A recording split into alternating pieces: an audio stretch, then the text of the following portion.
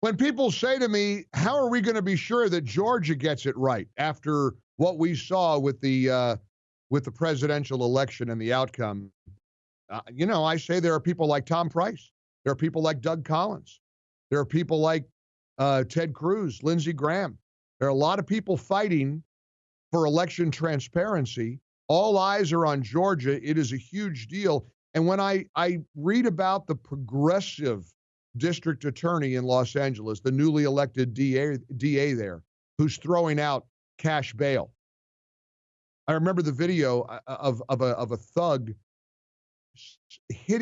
punching a little old lady in the face in New York City, knocking her to the ground, just one of those hit her in the face and run. And they, of course, arrested him. A bunch of firefighters chased him down, and they arrested him. He was immediately sprung. They let him out because of the progressive policies of New York City and getting rid of, they call it bail reform. You see, minorities are victims if they, I guess, hit a little old lady in the mouth, and they shouldn't be incarcerated, so you let them out. Maybe they're mentally ill. That's this George Gascon, the new district attorney in L.A. This is what America is facing. You think Raphael Warnock and John Ossoff are about law and order and keeping people locked up? Heck, this district attorney doesn't even want to prosecute people who are fighting back with the police. No resisting arrest charges. Dr. Tom Price served as the 23rd U.S. Secretary of Health and Human Services. Of course, he's an American physician. He served as congressman for Georgia's 6th Congressional District, and it's a real honor to join him on our guest line here on the Mike Gallagher Show. Secretary Price, great having you back on the show. How have you been, sir? I've been great. It is a joy to be back with you. Thank you ever so much. Well, thank you, and I appreciate your voice. I appreciate your patriotism. The whole country is watching your state. Georgia now has got a chance to either reject this, these reforms, as they put it, no bail. I mean, it's insane. These people, I watched this press conference and kind of absorbed this new Los Angeles district attorney's sweeping new policies. It's like an insane asylum. Dr. Price, I can't even wrap my brain around the direction that cities like Chicago, San Francisco, Los Angeles, maybe to some degree Atlanta, are going. And Georgians have a chance to stop this on the federal level if they elect David Perdue and Kelly Loeffler. Well, we really do, and all eyes are on Georgia. As you said, we're the epicenter of the political world. But I think the take-home message that's important for people to appreciate is that this isn't your mom or dad's Democrat Party. This is as far to the left as anything we've ever seen in the United States that's taken hold. And John Ossoff and Raphael Warnock, as you mentioned, are poster children for the hard left, for the progressive left. And what the left has done here in the state of Georgia is perfected the harvesting of absentee ballots. That's what happened. Most Republicans who lost in a close race in Georgia on Election Day this past November, they won the early vote. They won the in-person vote on the day of election, but they lost big time on the absentee ballots. And that's what the left has done, harvesting these ballots. And we've just got to make certain that every single Georgian who has any conservative ideals at all and any sense about the importance of the United States being the United States and America being America gets back out to the polls early or on January 5th. I want the country to know what's going on the ground here in Georgia. Of course, I'm broadcasting from AM 920 The Answer in Buckhead all this week, Dr. Price, and I've been talking to Georgians, talking to people at the radio station.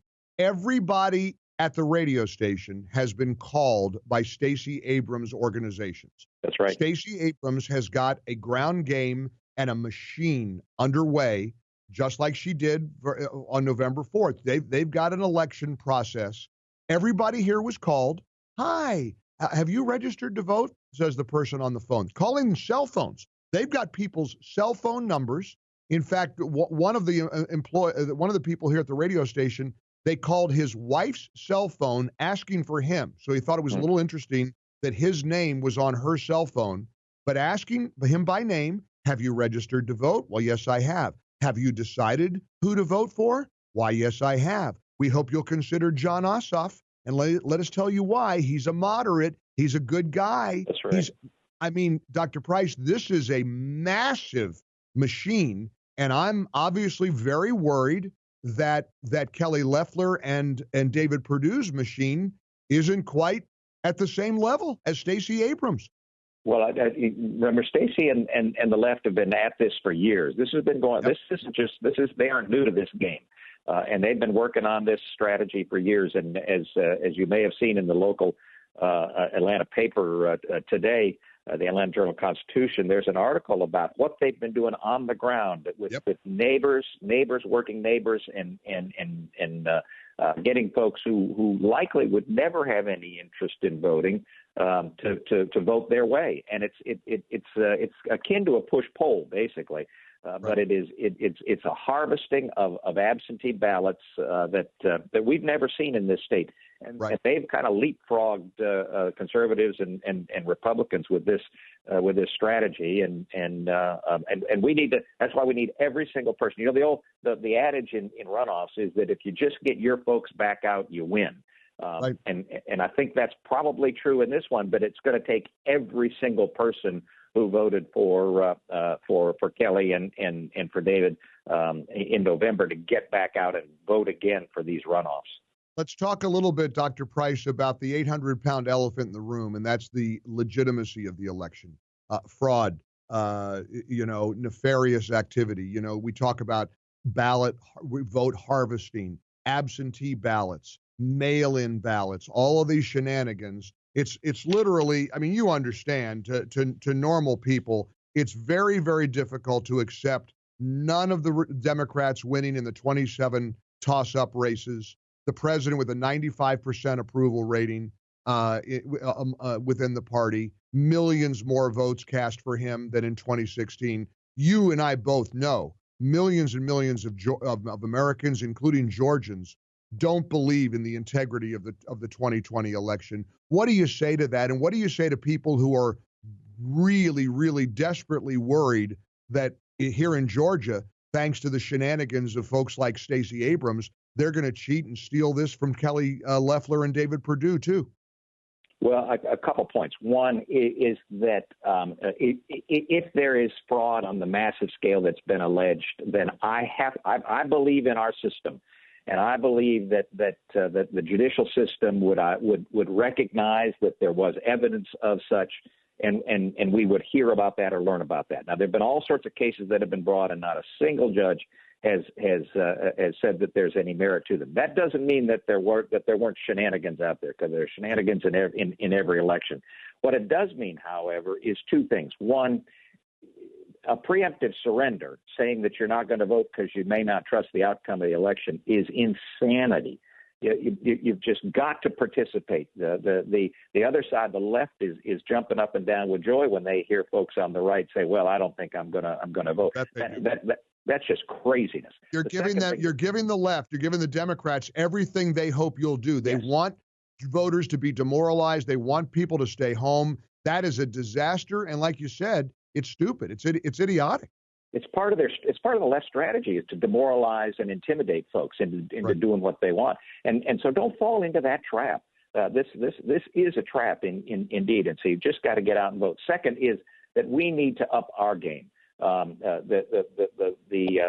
contact, the voter contact, the getting folks to the polls, the get out the vote, the kinds of activity that must be done for elections for Republicans and for conservatives has to be done.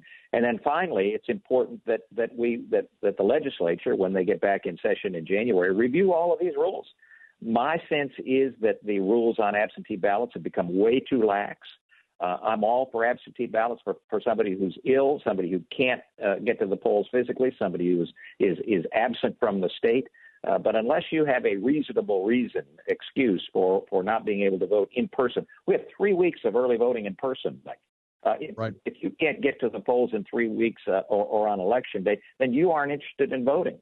And nobody ought to be able to knock on your door and say, "Here, check this box. We'll take care of it for you." And that's what's being done. Let's remember one, I think, very powerful takeaway. I truly believe, as you do, that we're going to have Republicans fighting the good fight legislatively. We're going to have state legislatures involved, but it won't matter if we lose control of the House and the Senate. If we don't have control of the House and the Senate, if the two chambers are controlled by the Democrats, they will be able to do this plus 1,000 times over. It'll be worse than ever.